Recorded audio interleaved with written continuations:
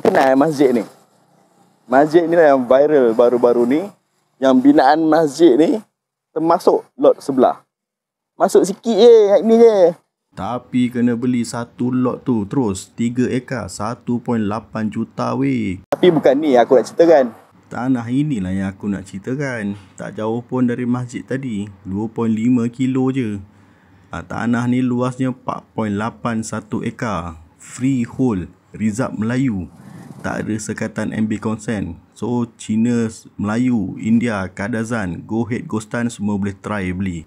Tanah ni pun tak jauh daripada exit highway Tol Plus Alo Pongsu. Lebih kurang 4.7 km. Kita tengok pekan yang terdekat, Pekan Bagan Serai. Lebih kurang 9 km.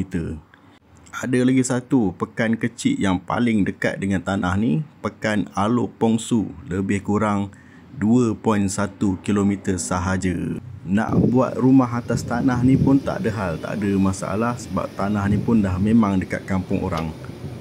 So, siapa yang berminat boleh Roger. Okay, bye.